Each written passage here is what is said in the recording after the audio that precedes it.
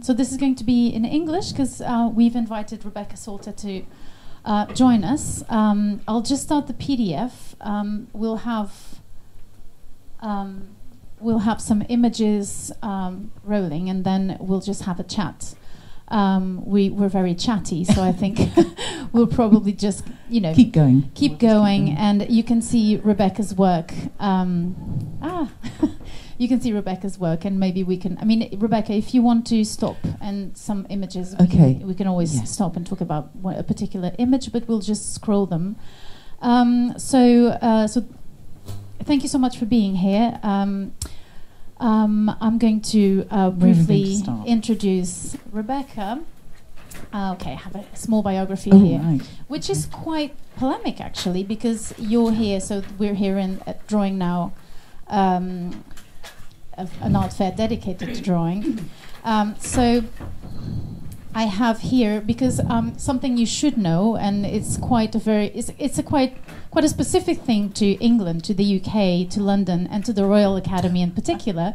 So Rebecca Salter is the Royal Academy's keeper. That's correct. Which, of course, if you don't know... Nobody knows what it is. Nobody knows what it is. Rebecca was trying to explain what it is. So I went to the website, and, of course, I will ask Rebecca to explain a bit more what she's doing there. But, of course, we won't focus too much on that, because that's not the most important bit. But they do say that Rebecca Salter, who's a British artist based in London, is a painter and a printmaker.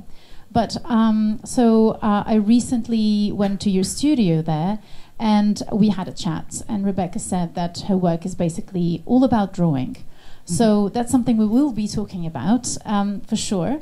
I'll just briefly, say a few words about you. So you studied at Bristol Polytechnic, and then you went to Kyoto City University. So surprising outcome of someone at Bristol Polytechnic. So this Kyoto City University of the Arts in Japan, where she lived for 6 years. So we will be definitely talking about that. So while living in Kyoto, Rebecca studied Japanese woodblock printing with Professor Kurosaki Akira. And she has since written 2 books on the subject. And so her interest in printmaking is combined with her practice in painting. So that's really the aspect that we're going to be discussing, and how drawing is important, and how it is also a very original approach to drawing and to paper and to drawing techniques in her work. So she's been in residence twice at the Joseph and Annie Albers Foundation in Connecticut, 2003 and 2011. And in 2017, she was elected the keeper of the Royal Academy. So just for laughs, let's just say that, explain to us a little bit what that means and what that entails in terms of your role over there. Right. So historically, the Royal Academy has 4 officers, as we're called. And by the way, it's our 250th anniversary this year. And all the officers historically were elected from the academicians. Now only 3 are elected. So there's a president, the keeper, and a treasurer. And the president is very obvious. The keeper has two main responsibilities. One is for the Royal Academy Schools, which is a 3-year postgraduate art school, and it's Britain's oldest art school. So that's my main role. But my second job is, in the instructions, it says to keep order and decorum in the Royal Academy, which is not easy. How do you go about doing that? But difficult. It also means that you have a studio there, and that you get to work there, and you do you have to show your work there? Do you have to open your studio? No, you don't have to. Historically, the keeper had to live on the site, because I looked after I had to make sure the building was all okay. And until recently, I did get a studio and a house. So I could have lived there. Dignified housekeeper. Exactly. It's a very upscale caretaker. But they've taken the house away and made that into a restaurant, so I just get the studio.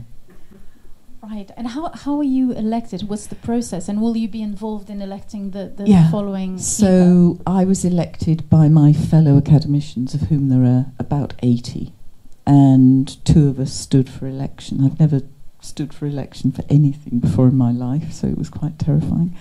And we have 3 big meetings a year, and at the meeting in June I was elected keeper, and I get 3. It's a term of 3 years, and I can, if I get re-elected, I can do it to a maximum of 9. Right. Well, so this is the present. So that's your role at the my role Royal now. Academy. Yeah. So let's go back a little bit into your experience in Japan. So what prompted you to leave Bristol Academy? Bristol Polytechnic. Well, go to Japan. Basically. Well, I wish I knew the answer, actually, because looking back on it, it was quite an eccentric decision, because then, I mean, this is ancient history, but I went in 1979. I graduated in 1977 and went in 79. And what were you studying at I Bristol studied ceramics. Right. So that was so in a way, going to do ceramics in Japan was quite logical. But at that point, everybody I knew wanted to go to America. Everybody wanted to go to New York. So it was slightly, well, more than slightly strange to go in the opposite direction. And so when you arrived, so you went to Kyoto. Yeah. Was it a complete random decision, or did you have a particular purpose, a place that because you studied with the professor Kira? Well, I was actually due to study with a very famous Japanese ceramic artist called Yagi Kazuo, who died, unfortunately, a month before I arrived, which meant that in Japanese terms I was a samurai without a master, because my professor had died. So it was quite tricky for the first 6 months, because nobody quite knew what to do with me. But I very quickly realised that I didn't like ceramics, which was a bit of a problem. But of course, I had to stay in the university, so I sort of quietly moved sideways and went off and learnt about printmaking, but more than anything else, I learnt about paper, and that's where the drawing comes in. So you didn't? I thought you had studied ceramics a little bit. So you didn't? You kind of moved on to the I moved on as quickly as I could. Woodblock printing as quickly as as was humanly possible. And did you? But you're still interested, because I mean, looking at your work, there is still a way of dealing with ink and with color and with the transformation of material from the ceramics techniques of firing. That you're still interested in. Did you take some of it to your relationship with paper and with the techniques from the ceramics? I think one of the things that ultimately frustrated me about ceramics was that I've never been interested in making sort of cups and saucers, so I'd started actually painting on clay. So it was very, very thin, and you do all this work on it and then put it in the kiln, and it would crack, and you wasted 6 weeks doing it. But there is still that element of serendipity. You don't know what's going to happen. And I try and keep that alive in the drawings. And to some extent, that's working with techniques that you can only just control. Yes, well, I apologise because I didn't mention the fact that Rebecca's work is in the fair at Michael Storm's gallery on the ground level. Pardon?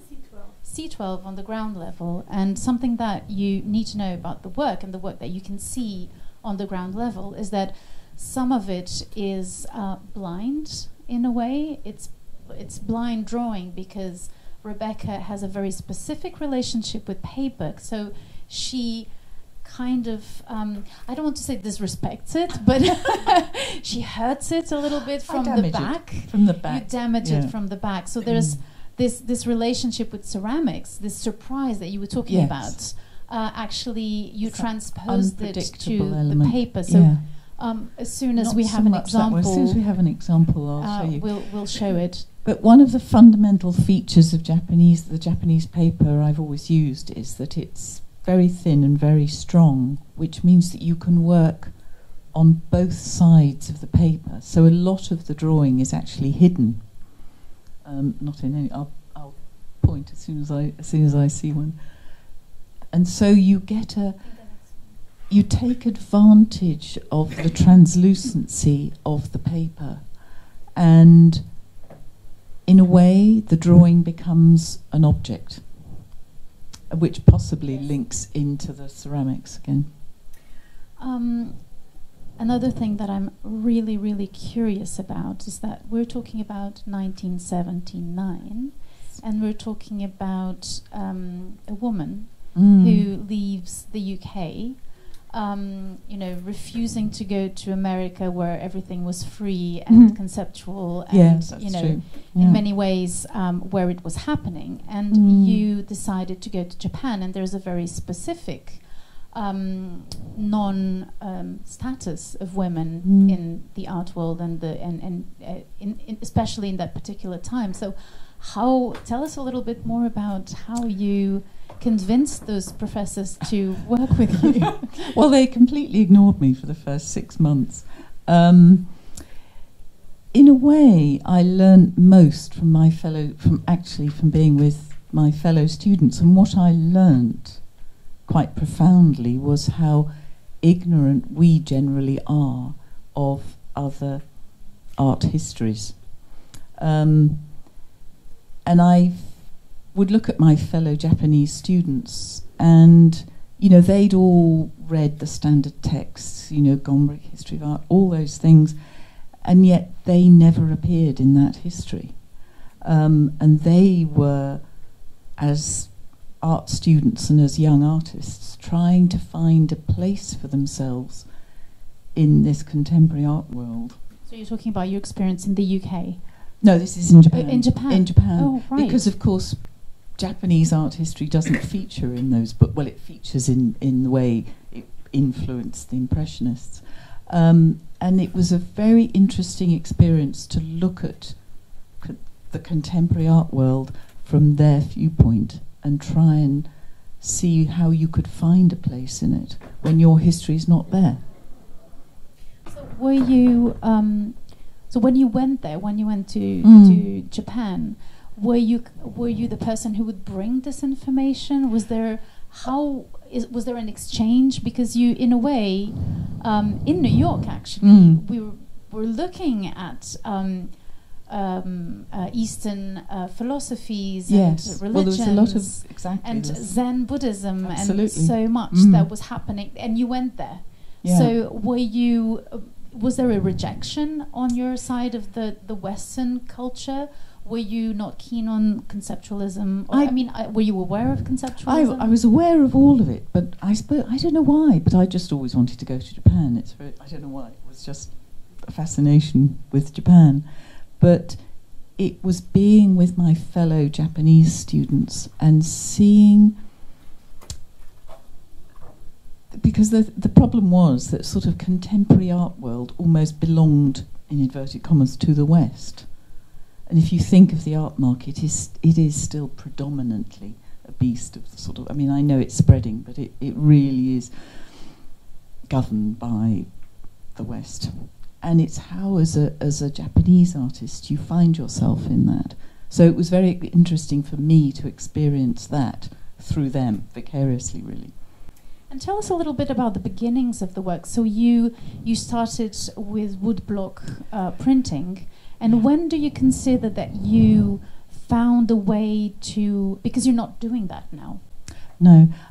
So when I was in Japan, I learnt how to do woodblock printing, which taught me all about materials. So I had to learn about paper. Tell us a little bit about that technique. So I had to learn about paper, how absorbent it is, how wet it needs to be, how wet you can let it get before it falls apart, all those very practical things.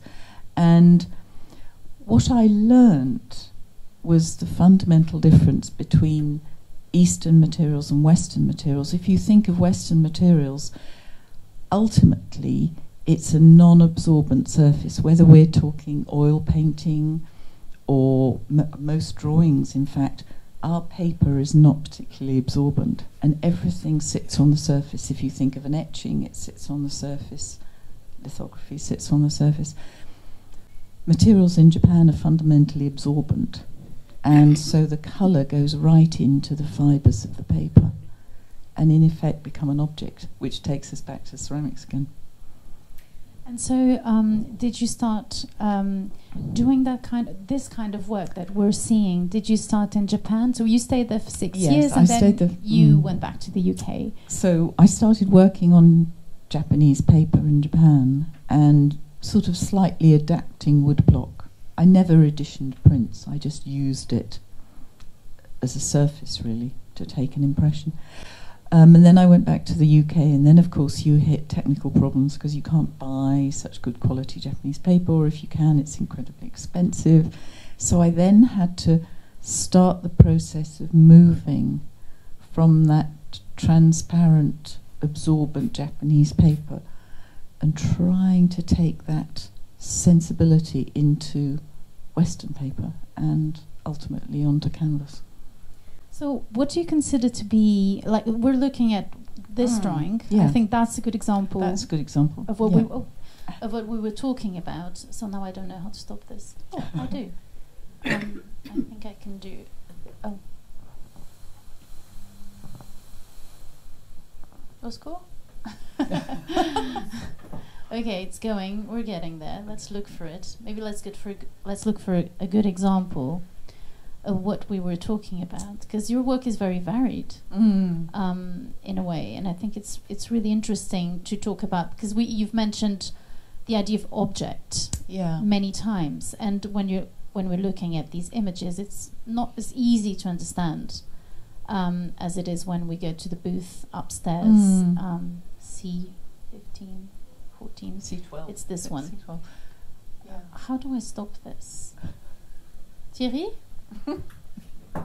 Comment est-ce que j'arrête sur image?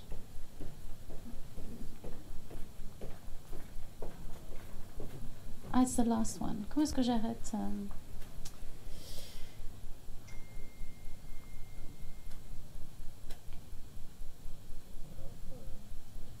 C'est la fin en fait, c'est les images de la fin.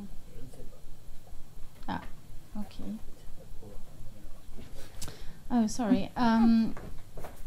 Maybe if it's okay. Anyway, I'll keep going back. I think that's the best way to do it.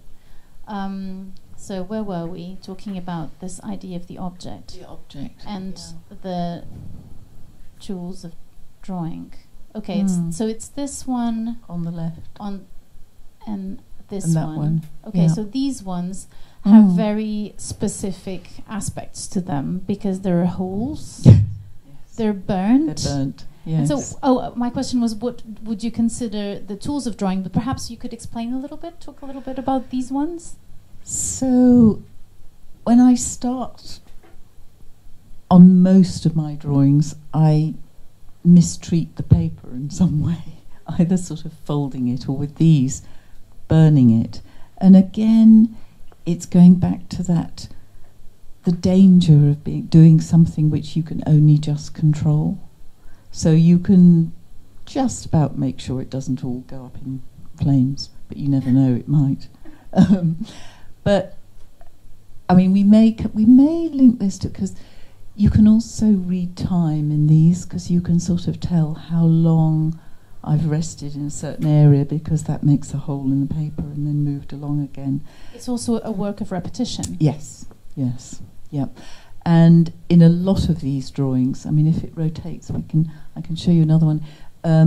There is a time element that you can read in them. It's one of the earlier ones in ink.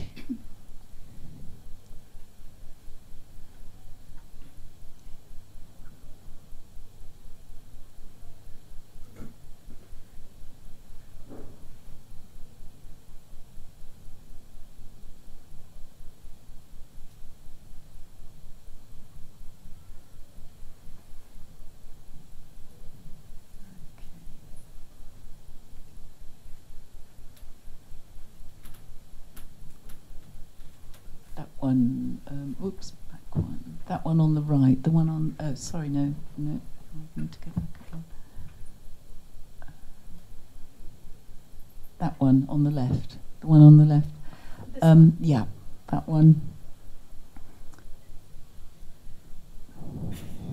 I'm trying to go full screen, but I don't know how to do this. I had to go full screen. It's So gone again. okay, we can. Where is the full screen thing? Okay, Okay. we'll just. It's gone again. Anyway, the one you saw briefly on the left was a series of drawings I did using very, very, very thin Japanese sumi ink and brushing it on in one stroke and then wiping it off again. And in the length of time that you're doing that, it creates this little line along the edge which you can read in time. And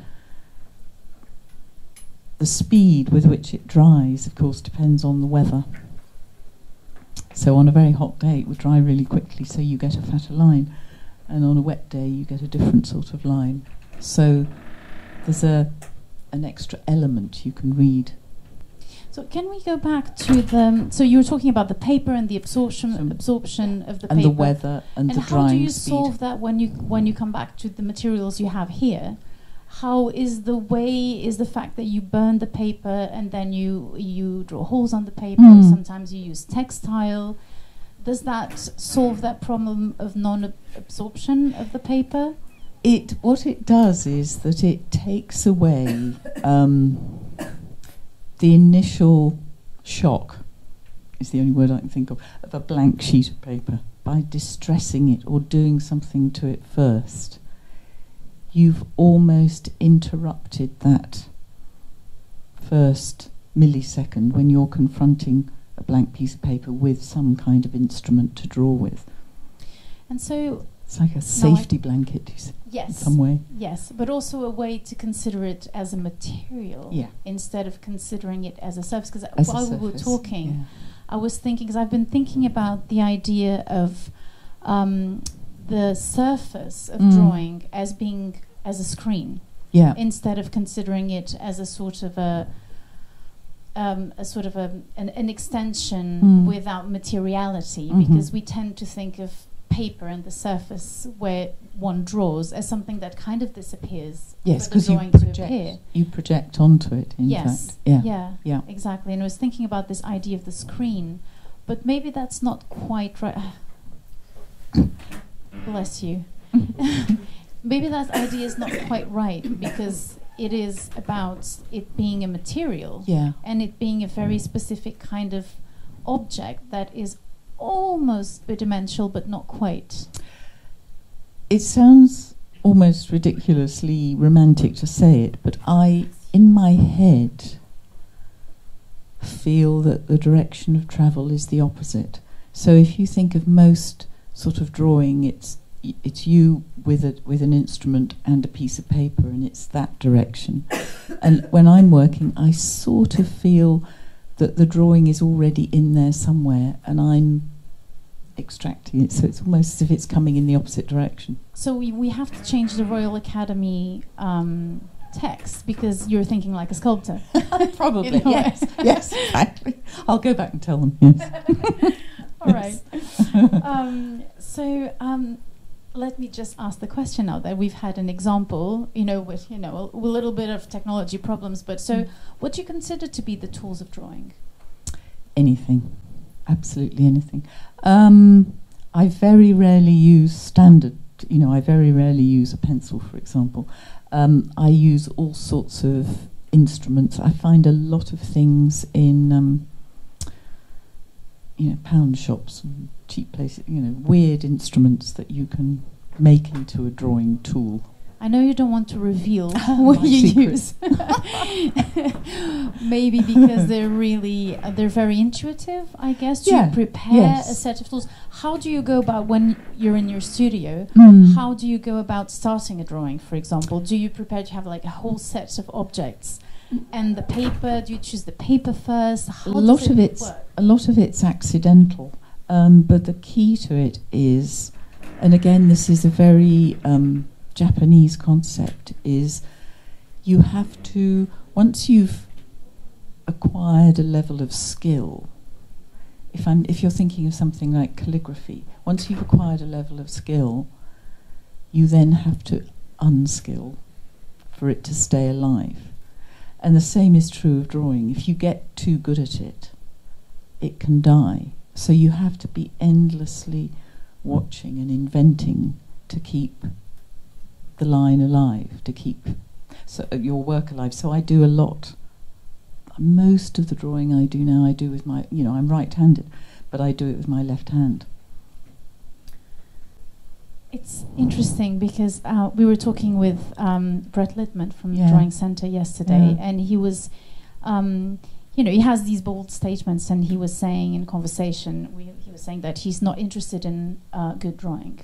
He's interested, but then he corrected and he said, I do love beautiful things, but it's not about making a good virtuoso drawing. So are you concerned about the notion of beauty at all? Because you're really trying to de-learn a lot of de-skill, as you say. Is it a concern at all? I think beauty's, I know beauty's unfashionable, but I think it's very important. I mean, I want to make beautiful drawings, but I don't want to make dead drawings. So I want to make alive drawings.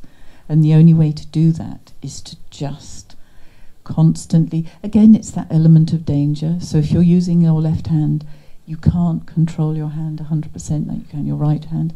So there's always the possibility that something will happen. And you have to live with that. That's what keeps it living. And when you went to... So I was thinking also about the notion of abstraction. And, of course, that key trip, that key movement to the east, to an eastern country. Was your idea, was your practice already do you consider your practice to be abstract? And was it something that you looked for? I've always been abstract. You see, I've never I don't know, it's never occurred to me not to be. And was it something that you looked for in the material itself, or do you think in terms of image? Certainly in going to Japan, very much in terms of line. And there's a very interesting, he's a calligrapher but teaches at one of the other arts universities in Kyoto called Ishikawa Kyuyo. And he's made, it's a very interesting thesis about the origin of the Eastern line as opposed to the Western line. And the Eastern line comes out of calligraphy, so it comes out of words and it comes out of meaning. And from there it moved into ink painting. But the fundamental line has a meaning because it began as a word. And before it was ink on paper, they were carved, back in ancient China, the words were carved in stone to different depths. And so actually line began as shadow. Such a complex thing to understand, isn't it? I mean, it's really hard to unravel, because for us the line is something completely different. Yes. And in a way, for us it's hard to connect it to words. And in a way, it's really hard to understand the line without connecting it to language through meaning. And that's one of the questions I wanted to ask you as well in regards to your titles. Because your world is a wordless world in a way. How do you, what do those titles mean? They don't mean anything except that's when I did them. I mean, I always struggle with titles because if I put titles on them, then that's what people will look for. And I don't want people to look for anything that has a meaning, really, that has a sort of, like sunset over London or something. So I just put... do those images occur at all when you're working? Not really, no. But as soon as you put words on them, people, go looking for the word. It's too narrow. It's too limiting. So you're managing to not say anything about the titles. Yeah. So, do you consider your practice to be meditative? I mean, how can we imagine you in the studio? Is there a preparation? Is there a state of mind? It is highly meditative in that a lot of it is repetitive, and also it's the kind of activity that you can't hurry. So it's no good saying, I've got to finish 3 of these drawings by Friday, because immediately the character of the line will change, because it will become a hurried line. That may be fine, but so you have to give yourself to the drawing and say, if it takes me a month, it'll take me a month. Do you know, I was reading an interview with you about finishing a drawing, and so when you set out to do a drawing, to make a drawing, there are different steps. I mean, we've been looking at different drawings, but this one, for example, you say you don't use pencil. So how do you make the line? Because the line seems to be kind of transposed onto the paper, or emerging from the paper. Tell us a bit more about these works. That one is actually just a dip pen, just a traditional nib pen in white gouache. A lot of them use are drawn in water first, and then the colour finds its own way through the water, which again brings in that lack of control that is fundamental to it. So so these are more recent ones. I think that's they're the ones with the textiles that you can see upstairs, right? Yeah. So they've been masked and then drawn on top, and then the mask is taken away again. Yes. And the mask is a cloth that you just put on top of the paper. One's gone completely. That one does not exist. Yes, and these are just various inks that are just allowed to dry, and you see what happens. And does your notion of going back to abstraction do you think, because you have that particular experience of being between cultures and being in a way between mediums, because one doesn't really know how to are we talking about painting? We talked about sculpture. Each time we think we grasp the way you think of your work, it's there you again. Go to another into another direction. So you have a privileged position perhaps to understand the differences between abstraction in Japan, in Japanese culture, and in our own culture. What does that did that change? Do you think do you associate yourself with a tradition of abstraction, for example? I think when I lived there, I was and I still am, very influenced by a different attitude to space. And architectural space is fundamentally very different. And the thing that was most interesting for me was the division between sacred and non-sacred space, which very often came down to very subtle changes in texture. So, for example, little stones would be small stones and big stones, and that would tell you the difference in the nature of the sacred space. You did, so in that relationship with the sacred space, you did mention touch, didn't you? I remember us talking about that. Yes, and so a lot of the way you navigate space in Japan, obviously because you've taken your shoes off, is by texture as it changes within. So you'd start with, say, a wooden floor, a mud floor, and then a wooden floor, and then a woven mat, tatami mat, and so you know where you are by touch. And is one supposed to touch your drawings? Or That's partly why I like them to be as they are here. Yeah, because they're not framed. They're just hanging on the wall. Yes. Sadly, for practical reasons, ultimately they do have to be framed, but I like to hang them like this because I think people can really feel, I don't mean literally, but feel the service. Yes, there's a specific relationship that one had when looking at your drawings between the idea, you almost have a feeling of being able to touch with your eyes. Yes. There's a real connection between the texture, the touch, and the eye. Is this something that you look for?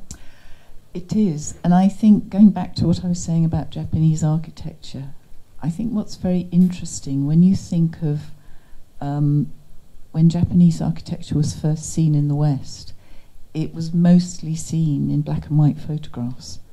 And in black and white photographs, Japanese architecture is incredibly simple and very graphic, sort of almost Mondrian-like, really. And in some ways, that's a fundamental misunderstanding of Japanese architecture, because Japanese architecture is all about texture, which again, I mean, as well as experiencing it perhaps with your feet, you also experience it with your eyes, surrounded by it. And now that you're talking about architecture, we're talking about space, basically, and about the experience of space. Is landscape and nature important in your work at all? Because this relationship between the eye and the skin and the touch is probably akin to something you feel when you're walking in the field and you feel the wind, especially in the UK, and the rain. And the rain. And is it at all important in only one? I don't like green, basically. So I really? So I mean, if anybody's ever been to the Lake District in the UK, that's a place I go back to every year. But it's not, although we go back every year to the same place, it's not about the landscape, it's about the weather. And it's the speed of the weather and what that does to the landscape. So that's what I draw when I go there. It's not actually the hills. It's right, the because time we did again. mention that you have a very specific. Can we talk about that? Yeah. You have a very. So Rebecca has a very specific moment and geographically located practice of sketching, but it is really a relationship in the Lake District, and it's the only place where you do sketches. More or less, yes. Like live drawing, like in a way. Sort of, yes. Would you consider it observational drawing? I probably would, but I consider it as a sort of, it's like an annual sort of set of exercises in a way. It's to do with that hand-eye coordination that's so important with drawing. And the really challenging part of the Lake District is because the weather's so bad, you know, it can rain sort of for 10 minutes and then it doesn't rain and then it rains again for another 10 minutes. And so whatever you do, you have to do it very quickly. And so a lot of the techniques that I use back in the studio, I've invented there, because you have to, because you've got 30 seconds maybe to do a drawing before it rains now again. I'm surprised with that, because you're saying that you have to solve problems very quickly, but your very, drawing very is all about time. Yes. And it's all about control and then letting go of control. And so what exactly have you brought from there? How did you find... Do you take your tools there? Will we see you... I used to take a whole full set of watercolours, but now I just take very little. So I'll take a couple of sticks or something. One year I did everything with my fingers, and another year I did everything with a feather. You know, so it depends what I find. But it's all about... And partly because we go to the same place, because we know the landscape. I know it so well now. I am looking at it, but I'm not looking at it, if you see what I mean. And so you draw kind of intuitively, really. And so you were talking about feathers. Do you ever find your tool drawings in nature, like sticks? Or so it's not only... what I call tools that are already made that you find in pound shops and stuff like that. No, so birds' feathers, stones, mud. I made a lot of sticks of mud once because it had a very good mix of stone and mud colour. And what kind of ink do you use when you really go about your classical? It's always Japanese sumi ink, because it has, in my opinion, the best range of grey to pale grey to dark black. So if we're talking about this relationship between the eyes and texture and landscape and the weather, I was curious about, and you seem to go so freely from one kind of language to another and to navigate in the sort of in-between textures and in-between techniques. Is music important to you at all? It is, but I can't listen to it while I'm working, because if you're listening to music, there's a speed and a tempo and a rhythm to it which upsets the rhythm that I've got. So I absolutely can't listen to it while I'm working at all. So can I ask you just maybe, I mean, it's we'll have time for some questions, I guess, but can I ask you, so the question from the beginning, which is, you did say that drawing was really across all the work. Yes. How do you, so how, tell me more about that. I think the really special thing about drawing is the intimacy of it.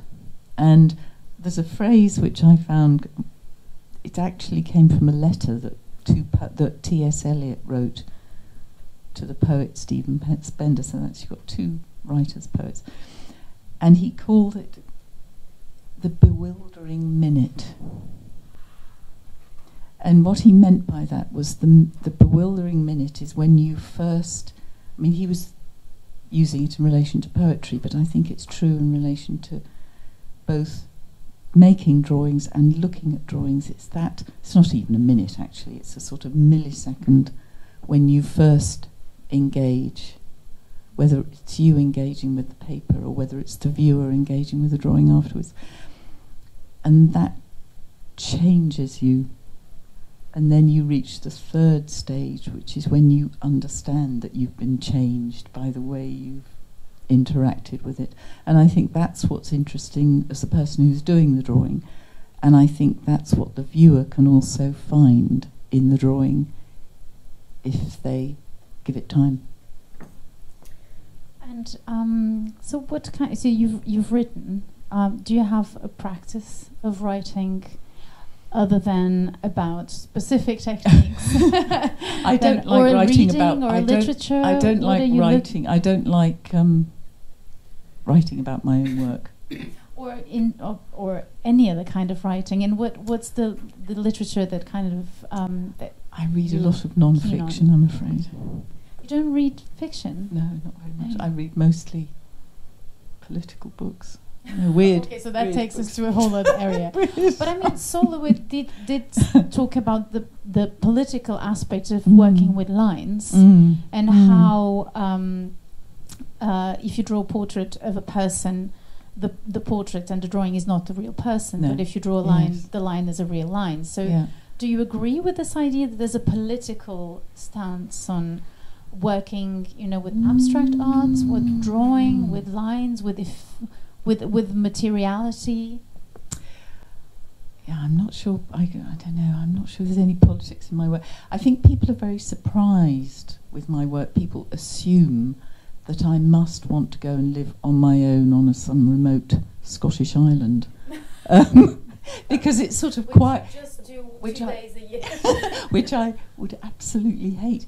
So for me, the sort of slight tension between living in, and having a studio in sort of messy old London, and the contrast with this sort of ultra calm work, that's a sort of contrast that I really enjoy. I think there's something to say about the politics of spirituality as well, of working towards a spiritual work, not in the sense of you being a hermit living far away somewhere. I mean, you do it once a year, you go, and it's actually really more like a yoga retreat where you kind of recharge your batteries. That's how I see it. Yes, it is. But You're I think right. that the idea of producing abstract work, I mean, that's how I see it. I mean, there's a real invasion of images now, and when we were studying, we thought, we really conquered something here. There's conceptualism, there's abstraction. I mean, we have this. And actually, we're living in the time where we really are negotiating everything and every, even political stance through images. So would you say maybe that? Well, I think I do feel quite strongly that there is a place for work which does not have an about. You know, my work is not about anything at all. And I think there's a place for that. My work is for looking at. Yes, and yeah, exactly. That's what I mean in terms of maybe not politics, but maybe a certain ethos of really creating that space for that to exist, for that position to exist in a way. And also, it's not. I mean, a lot of work now. You're invited to sort of deconstruct it and understand it and almost read it in a way that you might read a book. And you're invited just to look, not to read or deconstruct. And I think that's a very important activity. Unfashionable, possibly. Yes, that was my next question, actually, because I was thinking, I don't know, someone described Ezra Pound as the most European of American poets. Right. Not that he had really politically was really terrible, but maybe it's not. Maybe you're the most Japanese of the UK artists. I don't know. Are you looking at contemporary artists? Is there something that you're looking at that you're interested in, surprisingly, or unsurprisingly? Because we talked a lot. We do tend to talk a lot about your Japanese experience, but it was 6 years of your life. So are you looking at something now, a particular artist, particular movement, particular kind of aesthetics? Well, part of my job as being keeper of the Royal Academy is that I have to look at the work of the applicants for next year. So I've just looked at 700 artists' work. And it is extremely interesting. I mean, none of it is at all like my work, and that's absolutely fine. And it's very interesting. But what was most interesting to me was, because we didn't interview all 700, fortunately, but this is a very digital generation. And to some extent, they've, maybe because of circumstances, a lot of their work is now screen-based, because it doesn't need equipment and studio space. And a huge number of them said they wanted to make things. And I thought that was very interesting. Well, I think, we've come to a really nice idea and kind of we have a more specific idea of your work. Is there anything that you'd like to add about the work and the making of the work? No, I don't think so. Have you gone through all of your notes? I've gone through all my notes. I think we've said everything we were going to say. I thought you were going to say that it was a misconception to consider you the most Japanese of artists. But okay, well, if you accept it, because I don't think would someone from Japan consider you as a Japanese? Have you been mistaken for a Japanese artist? Well, one of the reasons why I left Japan after 6 years was that people kept asking me if I was an English artist. And I was slightly tired of having nationality attached to what I was doing. And also it was very difficult, it was impossible, in fact, for me to disappear and just be normal, because obviously I stood out being not Japanese. A little bit. So that's why I wanted to go back to England, so I could just disappear into the background. Well, thank you. Would someone have any questions for Rebecca? On, you can. You know everything about Rebecca's work, so you don't need to ask any questions. En français aussi, je peux traduire. Si quelqu'un a des questions. Maybe I could pose a question, because working on the booth and talking about your work a lot, you said that it's work really for looking at, and that you wouldn't want people to deconstruct it for something that is about. But then again, everybody's so interested in this, how they're made and what exactly do we see, and they're basically, we are deconstructing it all the time, trying to figure out or trying to explain a little bit, even though you really cannot grasp everything. So. It's a different sort of, that's a sort of technical deconstruction as opposed to a sort of meaning sort of deconstruction. Yeah. But you still keep it very mysterious. Yes. Because like we were talking about conceptualism, and we did in conversation mention, you know, Gutai and the avant-gardist movements in Japan that were occurring when you were there. But in a way, you are moving away from that tendency of unveiling everything.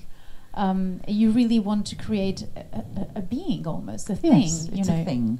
Yeah, absolutely. It is an object, I think. Well, but you do have certain secrets anyway. But she did explain the work a little bit today. Are there any? Yeah. I have a question. Yeah. You said you like your drawings or your works to remain as such, to be shown as such. I would like to go a step further. Are you interested in where they end up once sold, for example? To people that are visiting, for example, this fair. Yes. I'm very pragmatic. Oh, you don't care. I'm very pragmatic in that I think once I've finished a piece of work, I think it has to survive on its own in the world. So I don't feel very precious about where it goes, because I mean, in a way, if it can't stand up for itself in the world, then it's a bit of a failure. So I need to give the works enough confidence to go out there and hang on a wall. If I may share my experience with you regarding my experience of Rebecca's work, I did so as a committee I'm part of the selection committee in the fair. So I saw Michael Sturm's